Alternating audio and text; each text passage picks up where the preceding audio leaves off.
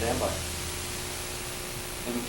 Okay, welcome back to Drawn to the Rhythm. We're here at UCC in the green room with Rick Scott, who's playing lunch hour gig here, and lunch hour gigs are back on, so pay attention and follow up and what else has come to town. Anyhow, Rick, the last time, I haven't seen you perform for a long time. Like last time I saw you was at Mike Harcourt's concert for Ethiopia, which was like 1980 something. Yeah, that was back when Mike Harcourt was Mike Harcourt. I remember that.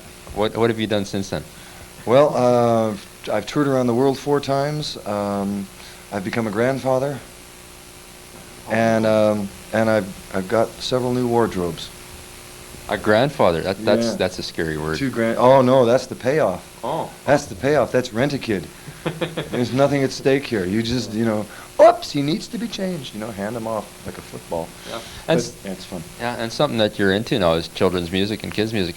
You've done that for a while. Yeah, I've performed for kids for years and years, but in the last 4 or 5 years, I've been almost exclusively playing for the little people. Oh yeah, and because they're fun. Have you noticed? Oh, I guess there's a difference in the reaction, like we were just talking before about playing in high schools and stuff. Or is there any audience you prefer to perform for? No, I'm really loving playing for kids right now, but I like playing for grown-ups too. That's cool. But kids, if the kids trust you, away we go. We may not come back. That kind of thing. It's really exciting. Oh, yeah. And you perform like all over the world, like you're off to Asia right away. Yeah. I understand. Yeah. Is the response different over there? Mm-hmm. Yeah, it's a whole nother ball of wax there that you have to adjust to, and I even do shows over there that are non-verbal because the audience does not understand English, does not speak English. Pardon. A lot of my audiences do speak English over there, but it's a different culture, different climate, different scene. Oh yeah. So you just kind of adjust it to how you want it. And of course, old stories or old tales. I guess Pied Pumpkin, Pied Pear. You guys had the reunion. Was that last year? The reunion with Sherry and Joe. Ooh, now you see, no, that was actually 4 years ago. Really? Yeah. Hello. Okay. It seems like last year. Well, it's a funny thing. People, when we had the reunion, people were, I was amazed at how many people showed up. Yeah. We packed every place we played, and they were all people that somehow marked their life according to where they were when the Pied Pumpkin played. And the funny thing about that was that the Pied Pumpkin was only together for 2.5 years. It's a very short time span, but thousands of people were. Yeah. I think part of the thing has to be that you and Sherry are still visible and still around, so people still.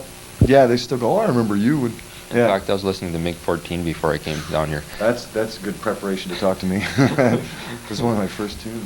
Oh, really? Yeah. Well, let's talk about that. I haven't heard from Joe Monk for a while. Is he still around? Are you guys No, Joe lives in Tokyo. He works he's got several gigs over there. He's working in a nightclub, and he also does a lot of recording, a lot of producing. It's Western musicians can do okay over there if they stick at it. Yeah, for sure. Because like some of his songs are just amazing. The songs that he wrote, like while flying. Flying, You Can Change the World. Christopher, he wrote some beauts. Yeah. He wrote some beauts. And you did the reunion tour. What's next? Where are we off to next? Well, from here I'm going to Port Alberni. Hi, Port Alberni. I'm coming to see you. You're not going to Clayoquot Sound, are you? Oh, for the protesting thing? No, I'm just going to go to Port Alberni. I'm going to protest in Port Alberni. I'll be the only one there. So there, I'm going to roadblock something. I'll roadblock the 7-Eleven. No, Port Alberni, and then I've got a week or so off, and then it's 4 weeks of Asia: Hong Kong, Singapore, Thailand, Sumatra. Oh, yeah. And just one last question. We gotta let you go because we gotta go do the show. Yeah. But the reaction in Canada, being a Canadian and touring in Canada. Is that something special? Do you carry that around with you and say, well, I'm a Canadian, sort of? Well, that's kind of a complicated question because, I love Canada. I love Canadians and I love Canada, and this is my home and native land, I am a little bit worried about, on a global thing, about people saying, this is Canada and we're Canadians and you can't,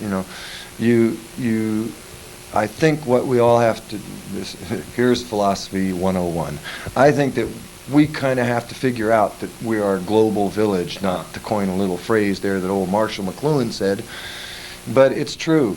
You know, the idea that Canadian is this and Chinese is that and Yugoslavia is this, and it's just causing a lot of problems, this nationalistic stuff. And so when I hear national anthems now, I kind of go, maybe we should rewrite some of the lyrics here so that it's a little more inclusive. Yeah. You know, I'm very, very proud that I'm from here, and you know, especially as a children's performer, because as in the children's performing market, that's the word I'm looking for, we rule. Yeah. Nobody comes close to us, and I'm very proud of that. Thank you, Raffi. He kicked the whole thing off with Sharon, Lois, and Bram and Fred. Yeah. But we do. We rule, Yeah. and I've played international children's festivals in the States, and it was all knuckleheads. Yeah. You know, so I feel very proud about that. But I'm a little bit the Canadian flag, wrap it around you. That's, you know, that kind of, we're number one. And when I hear those politicians talk about we can be number one, you know, I'm saying, excuse me. Yeah. You know, I think we're about 14 at the moment, and I really feel fine at 14. You know, it's a bunch of rhetoric. It's interesting with this election. Oh, yeah. People be crazy out there. That's why I play for kids, because they know what's going on. Anyhow, Rick, I guess I better let you go, otherwise we won't get a performance, because it's, That's right. Okay, well, Thought talk. we could do that. We could just lock ourselves in here and do an interview and hear people pounding on the door. But we don't want to do that, Yeah. folks. Thanks for watching, and I hope you enjoy the little snippets of my show. And if you don't, Too bad. I tried. Stern channel. Anyhow, we'll get to Rick on Drawn to the Rhythm, and we'll talk to you after that. So anyway, here we go. This is a song about phenomena. And this is the phenomena that usually happens in your own home. Usually happens about 5 or 6 o'clock at night. You know, when you're sitting around watching TV, reading the paper, doing nothing much. When you get the call, dinner's ready. So you go to have dinner. And you get to the dinner table.